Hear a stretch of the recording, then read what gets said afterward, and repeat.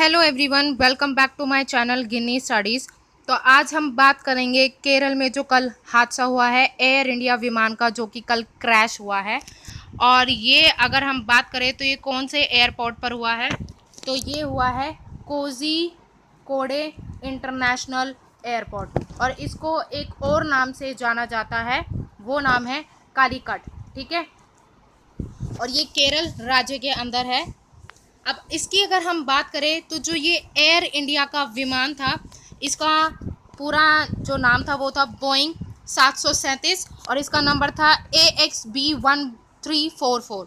और ये जो विमान था ये दुबई से भारत लौट रहा था यात्रियों को लेकर, और फिर अचानक से सुनने में आता है कि ये विमान दुर्घटनाग्रस्त हो गया लैंडिंग करते समय। और जो ये बताया गया है कि जब ये लैंड कर रहा था, क्योंकि कल केरल में कल बहुत भारी वर्षा भी हो रही थी, जिसकी वजह से ये दुर्घटना हुई है। और वर्षा होने की वजह से जो विजिबिलिटी थी वहाँ की, वो सिर्फ अराउंड 2000 मीटर के आसपास थी। और जो कि अगर हम बात करें फॉर एयरक्राफ्ट लैंडिंग के पर्पस के हिसाब से अगर हम बात करें तो ये कंसिडरेबली बहुत लो थी। अब इसमें अगर हम हाइलाइट्स को देखें तो हमने बात कर ली कि जो दुर्घटना हुई है किसकी वजह से हुई है, कि एक तो बहुत ज़्यादा भारी वर्षा हो रही थी उसकी वजह से हुई है। जो ये फ्लाइट थी, एयर इंडिया का विमान था, ये 2 पार्ट्स में टूट गया था लैंडिंग के बाद। ठीक है, जब ये दुर्घटना हो गई थी उसके बाद जब ये घाटी में गिरा जाकर, तो ये 2 पार्ट्स में टूट गया था, 2 अलग अलग इसके हिस्से हो गए थे।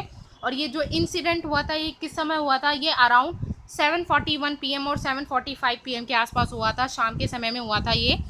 और ये तो कंफर्म हो गई थी कि हाँ, जिस टाइम पर एयरक्राफ्ट जो है वो क्रैश हुआ था उसने आग को कैच नहीं किया था। तो ये एक पॉजिटिव खबर है, क्योंकि अगर ये आग को कैच कर लेता तो शायद मरने वालों की संख्या ज़्यादा हो जाती। ठीक है, तो आगे हम देखते हैं। सबसे पहले अगर हम बात करें इसकी डिटेल्स की, तो इसकी डिटेल्स हम देखते हैं कि ये कोझिकोडे इंटरनेशनल एयरपोर्ट कहाँ पर है। ये बीचों बीच केरल के सेंटर में है बिल्कुल। और ये यहाँ पर आप फ्लाइट्स की डिटेल्स देख सकते हैं। ठीक है, इसका लैंडेड स्टेटस क्या है, इसका फ्लाइट टाइम क्या है, ये आप सब देख सकते हैं। एक्चुअल डिपार्चर टाइम क्या है, सब देख सकते हैं यहाँ पर। और आप ये भी डिटेल देख सकते हैं कि ये कहाँ से कहाँ तक आ रहा था, दुबई से कोझिकोडे। ठीक है, उसके बाद हम नेक्स्ट देखते हैं कि अगर हम इसकी बात करें तो ये जो दुर्घटना हुई है, एक तो इसका रीज़न यही हो गया कि ओवरशूट हुआ एयरक्राफ्ट, उसकी वजह से हुई है।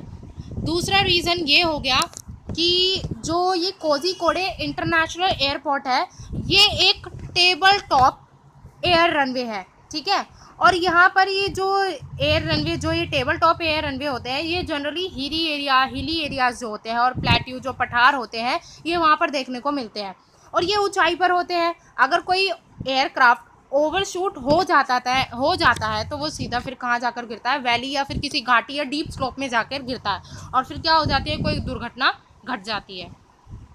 इसके साथ भी कुछ ऐसे ही हुआ। तो ये जो एयरक्राफ्ट आ रहा था, एक तो इसका रीज़न यही हो गया कि ओवरशूट होने की वजह से, और दूसरा रीज़न हो गया कि जो ये एयरपोर्ट है वो टेबल टॉप एयर रनवे है। और इसमें कितने पैसेंजर्स थे, अगर हम बात करें सारे लोगों को मिलाकर, तो 191 पीपल थे इसमें, 191 लोग थे यहाँ पर और इसके अंदर। और जिसमें से 6 क्रू मेंबर्स थे, पायलट थे, कुछ को पायलट थे, और बाकी क्या थे, पैसेंजर्स थे। और उन पैसेंजर्स में 10 बच्चे भी थे।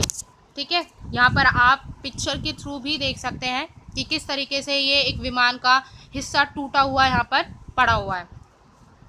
उसके बाद हम बात करते हैं कि ओवरशूट होता क्या है। यहाँ पे बात तो हुई कि ये जो दुर्घटना हुई है ये ओवरशूट होने की वजह से हुई है।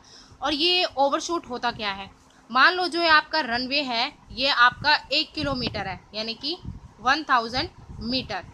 अब अगर हम बात करें तो यहाँ पर जो आपका एमिंग पॉइंट है, जहाँ पर आपको टच कराना है, लैंड कराना है, तो वो आपका मान लो 500 मीटर्स है।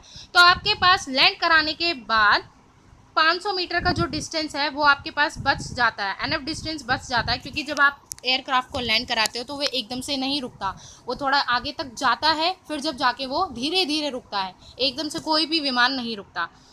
पर कल कुछ ऐसा नहीं हुआ, क्योंकि दिन भी ख़राब था, किस्मत भी ख़राब थी, और जिसकी वजह से विजिबिलिटी, बारिश हो रही थी कंटिन्यूसली, जिसकी वजह से विजिबिलिटी बहुत कम थी। और कहीं ना कहीं जो तय सीमा होती है, जो तय पॉइंट होता है, उस मार्किंग पॉइंट से कहीं ना कहीं थोड़ा एयरक्राफ्ट जो है उसकी लैंडिंग गड़बड़ आ गई, और जिसकी वजह से उसे एनफ डिस्टेंस नहीं मिल पाया आगे तक जाने के लिए, और फिर सीधा क्या हुआ, वो सीधा एक घाटी में जाकर गिर गया। और वहाँ की जो लोकल पीपल है उन्होंने बताया कि जो घाटी थी वो 35 फीट गहरी थी, ठीक है, जिसमें जाके ये गिरा और उसके बाद इसके 2 टुकड़े हो गए। तो अब यहाँ पर कुछ मार्किंग्स दे रखी हैं इस रनवे ट्रैक पर। तो इन मार्किंग्स को सबसे पहले हम देखते हैं ये है क्या। सबसे पहले आ जाती है थ्रेशोल्ड। तो ये थ्रेशोल्ड क्या होती है?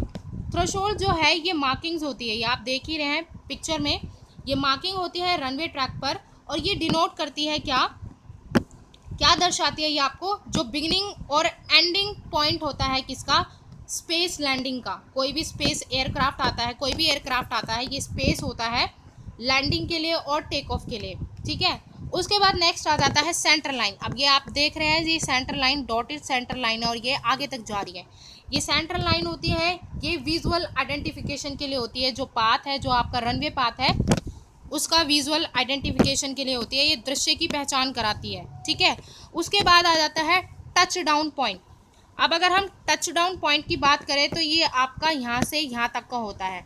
इसमें क्या होता है कि आपको यहाँ पर लैंड कराना होता है, ये लैंडिंग ऑपरेशंस के पर्पस से होता है, और ये थ्रेशोल्ड से थोड़ा परे होता है, थ्रेशोल्ड से थोड़ा परे होता है, और ये लैंडिंग के पर्पस से ही होता है। ये वो पोर्शन होता है जो कि लैंडिंग के लिए होता है रनवे पर। उसके बाद यहाँ पर आप देख सकते हैं ये है आपके एमिंग पॉइंट। एमिंग पॉइंट भी आपके विजुअल एमिंग के लिए ही होते हैं ये एयरक्राफ्ट की। और ये 2 रेक्टेंगुलर मार्किंग्स होती है जो कि बहुत वाइट ब्रॉड स्ट्रिप्स से बनी हुई होती है ये, और ये दोनों साइड में होती है सेंटर लाइन के। ये आप सेंटर लाइन देख रहे हैं, तो ये दोनों साइड में है, एक इस साइड में है और एक इस साइड में है। ये हो गया आपका एमिंग पॉइंट। उसके बाद नेक्स्ट हम देखते हैं कि जो दुर्घटना हुई थी, इसमें अगर हम बात करें तो इसमें जो एक मेन पायलट है उसकी मृत्यु हो गई है, वो वीर गति को प्राप्त हो गया, और उनका नाम है दीपक वसंत सथे, ठीक है। इनकी मृत्यु हो गई है इस दुर्घटना में, और बताया गया है कि इस दुर्घटना में 13 और लोगों की जान गई है। और अगर जब रिलीफ ऑपरेशन जो होगा, जैसे ही वो समाप्त हो जाएगा, तो ये जो संख्या है ये बढ़ भी सकती है।